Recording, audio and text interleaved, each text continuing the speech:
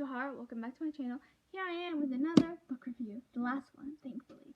I'm going to get right into it this time. The other two had kind of a introduction. This one I'm just going to get right into the book. So, this is the second book of the Outlaws series. There's 4 books in all. I'm about to reread the third one, so that one will be coming soon, and then the fourth one whenever I read that. So, in this book, they are all in Auradon, because it's after the first movie, and they've all already decided to be good and all that. You can see all the tabs. There was a couple sweet Mel and Ben scenes. Ben ends up having to go away because there's this like purple beast, or they didn't know that was purple yet. But there's this beast wreaking havoc in Camelot, and Arthur wants permission to use magic to stop it. And Ben decides before they agree to use magic, he wants to experience it first, see how dangerous it really is, and if magic really is the only option. So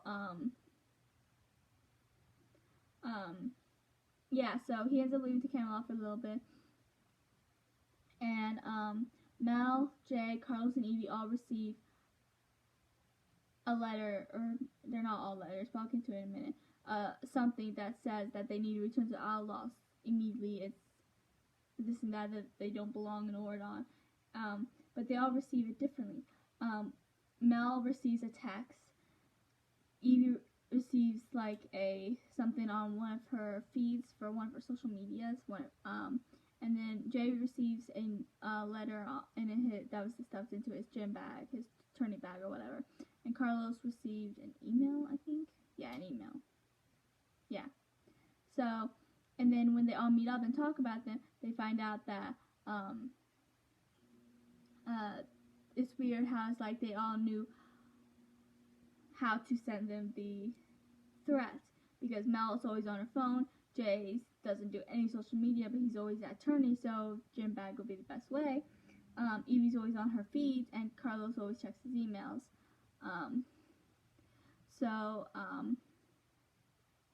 And then they find out about this evil net because somehow there's a little bit of magic happening in Auradon, or maybe not magic, but like stuff from Auradon, like because there's like no internet or anything there, and it's like, but now there's this whole, and they thought it was from their parents trying to get them to come back or something, and so they all don't want to go back to the Isle, but they're like, we have to go back to the Isle to stop our parents, because they thought they were planning something sinister. And then they concussed a plan.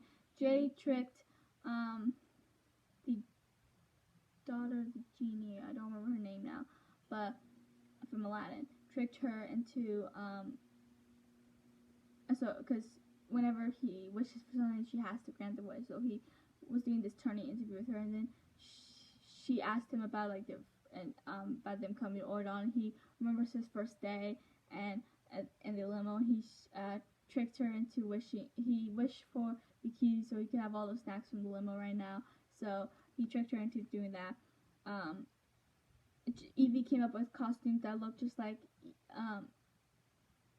Audrey and Lonnie, so that when Mel and Evie leave, everyone will think it's them, because no one will be suspicious if the two of them go into the limo.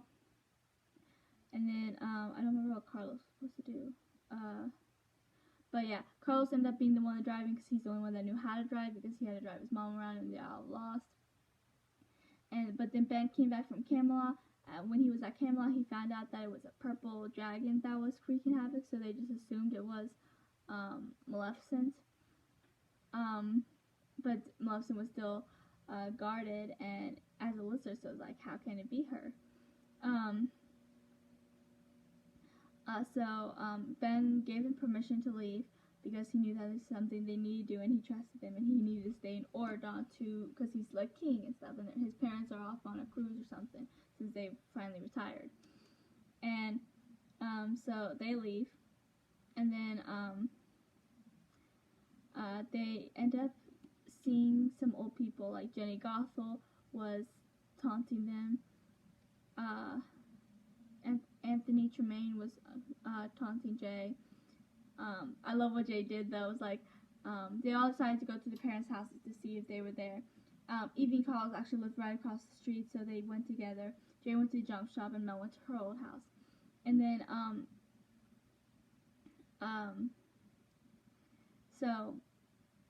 when he was at the junk shop, Jay saw Anthony Tremaine, and Anthony Tremaine was, being all mean to him for choosing good and stuff. So he stole his watch, and then Anthony came back and was like, "Where's my watch?" He's like, "What do I mean? I don't have it." And then he just left again, and then it turns out Jay put it in his pocket or something so that he thinks he's going crazy, like he thought he lost but it didn't, which is hilarious because I love Jay. He's the best. But neither Carlos nor Evie found their mothers in their houses, which is weird because they usually don't really have anywhere to go. So where else would they went? Just like Jafar wasn't at the junk shop.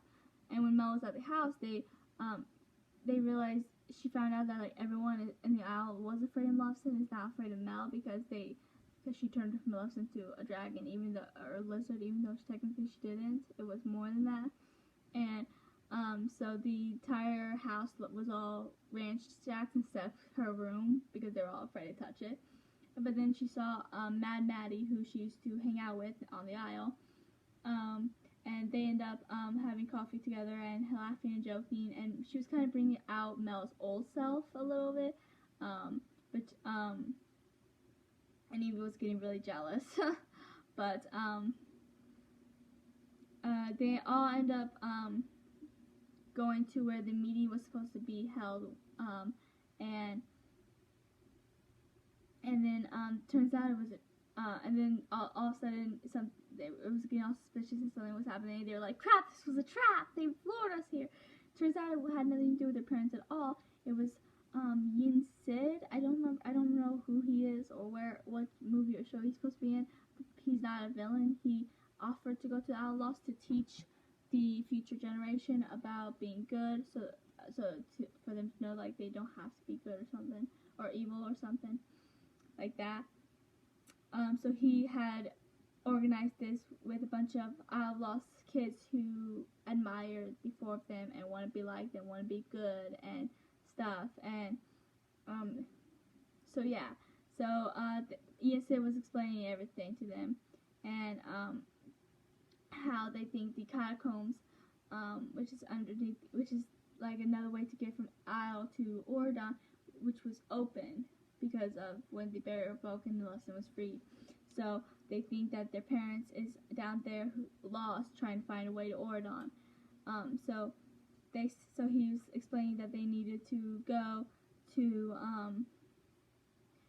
stop them and close it, and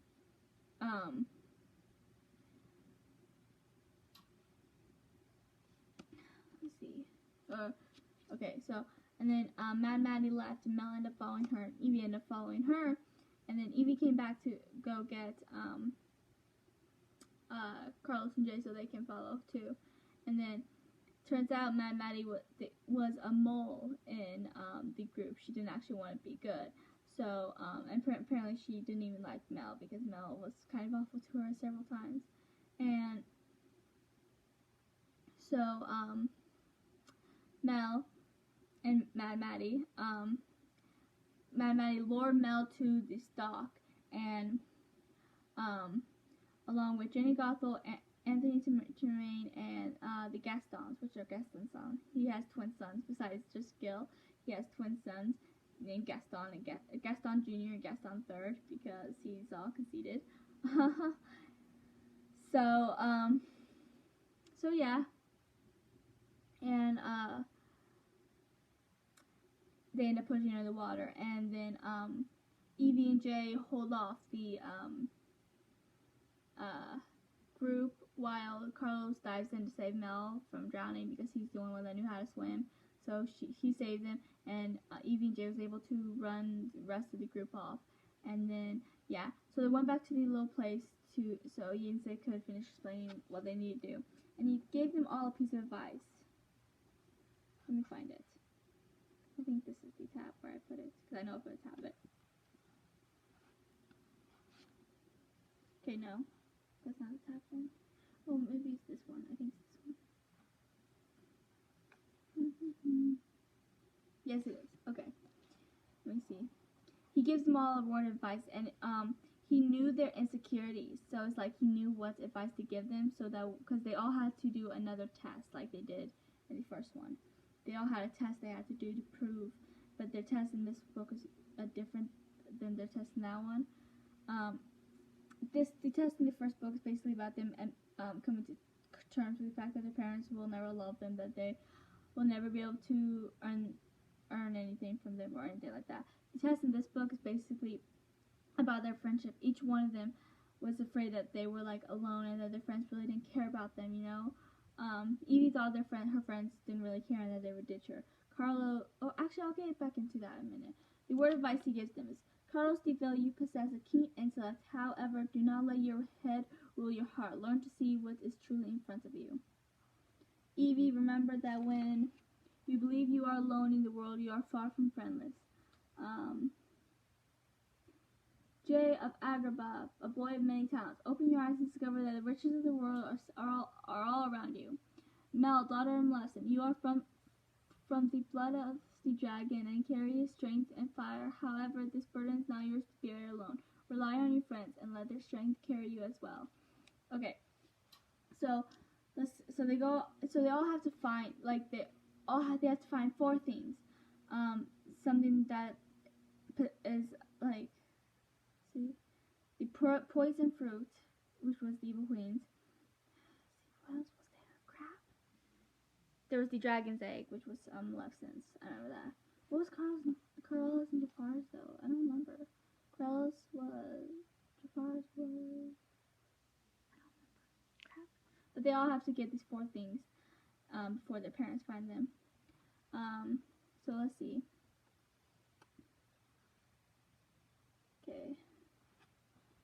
Okay, so Evie's test was her friends abandoning. She found the forbidden fruit, but then she couldn't help herself and take a bite. But just like Mel's mom Scepter didn't make her go to sleep. This didn't actually kill her. It didn't make her go to sleep, but she woke back up, considering she is the evil queen's daughter. She thought her friends abandoned her because they didn't actually care about her, and but then she found out that was all just a lie, and she had to realize that her friends are still there waiting for her to wake up. And then, let's see, Jace was next. So he was shown an illusion of him being Sultan of Agrabah with all the riches of the world around him, and he had everything he ever thought he needed when he was on the Isle, but then he realized that these aren't the riches that he needs. It's his friends. They're the riches in his life. They are what makes his life amazing. And then who's next? Carlos next. He had to face his mother, who he didn't actually see his mom. It was just an illusion of her. Oh yeah, I remember what hers is now. It's the Ring of Envy. And then Jafar's, I think, was his old scepter, or that snake thing. Okay, so he had to. She was pretty much saying that his friends didn't care about him, and that, and this and that. He was afraid of failing his friends. So he had to stand up to her and be like, I'm not gonna leave here without that ring. You know, I'm not gonna disappoint my friends. This and that. And then so when each of them got to their part of the test, there was this barrier that would not let their friends pass. They had to do the test alone. But then when Mel's came, there wasn't a barrier that was stopping her friends. So she thought that this meant maybe she's not strong enough to do it alone or something. So she sends them away, and then she almost dies. She's hanging off of a cliff, and then she realized that that's what Ian said meant. It's because the reason why her test is different is because everyone else, they wanted that friendship, but they didn't think they deserved it, or didn't think they actually had it. But Mel, she always thought she had to do everything alone, that she was strong and stuff like that. The others had to learn they were strong enough. She already knew she was strong enough. She had to learn that she didn't have to do it alone, even though if she could. So she ended up having to get them to come back, which they did because they didn't leave her for that long. And so they ended up helping her, and they retrieved all the items. So, and then they're going through the catacombs, and when they run into Belle, did I just say Belle? What? No, what? Ben, Arthur, and no, not Arthur. Merlin and Arthur's son, Artie. I think that was his name. And then it turns out that they were going through the catacombs too because they found out that the catacombs might be where to find this purple dragon. And then they run into Mad Maddie's mom, which was I think she's supposed to be the villain from Merlin's movie. I've never actually seen it. But then she turned in, it turns out she's the one that's been wreaking havoc in Camelot. She can turn into a purple dragon too, but hers is more cartoonish. And so Mel kind of just looks at Ben like, "You thought that was my mother?" And he's like, "It was dark, okay?"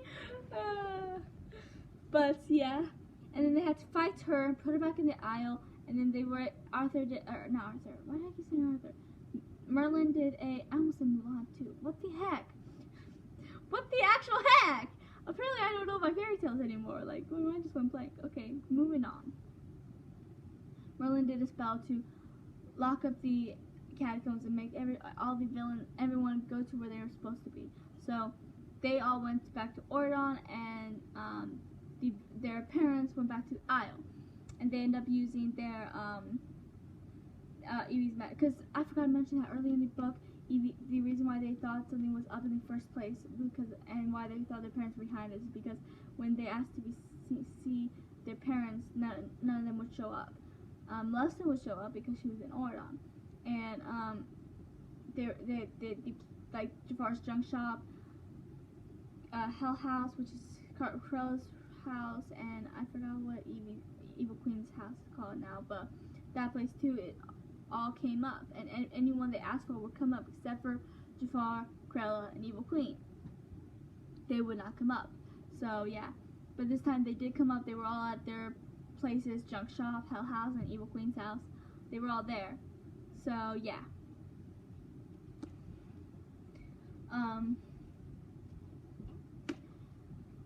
And then they decide, and they still need to destroy the items, and they were going to do that.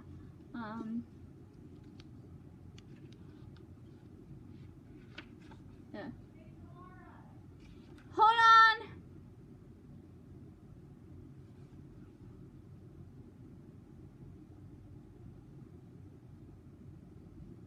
Oh yeah, Ben ended up fighting Madame Mim with the Excalibur to save them before, Merlin put everyone in their respective places. Oh yeah, and another thing he says which I really liked is that there are villains, heroes, and then there's the anti-heroes, because that's what they were calling them, which is why they thought they were for villains. But anti-heroes aren't villains. Anti-heroes are the villains you root for. They're the good villains, like the 4BKs. They're not heroes, but they're not villains. They're anti-heroes, and I kind of like that, because it's true, And because Carl's even said at the end, "I don't feel like a hero," and then Mel's like, "That's okay, because we're the villains you root for in the story, this and that," and which was really sweet. I think that's really true, because I don't see them as heroes, because they aren't like anyone else in Ordon. They are different, which is another thing I like, They're not like the villains on the Isle, but they're not like the heroes in Ordon. They're their own people, if that makes any sense. One thing I love about the second movie is that shows, because they all were trying so hard to fit in, that they were all becoming someone they weren't. Not just Mel. They were all trying to be someone they were not. And at the end of the movie, they had to realize that they're not like anyone on Ordon, and they're not like anyone on the Isle, and that's okay. They had to learn that. They had to accept it. But yeah, so that's one thing I really liked. Then in the beginning of the third movie is the song "Good to Be Bad," which is basically saying the same thing. It's good to be bad because they're not heroes, but they're not villains, and I just love that. So anyways, moving on. So that's the end of this book review. Please like and subscribe and comment your thoughts, and lost my train of thought. You can follow me on Twitter, Instagram, and Goodreads as Secret Books. Wattpad, my username is author Johar Harper. And then I have a Facebook group called Book Addicts, with books, all about books, everything. And then I also have another book group if you're a fan of Erin Hunter's books. It's called Seekers, Warriors, Survivors, and Bravelands, because those are all of her series right now. And then you can follow my other Facebook group, Johar Harper's Books, which is about my personal books, all my updates about when I'm publishing, how I'm doing on my books, and this and that. And that is all for today. And I'll talk to you guys later.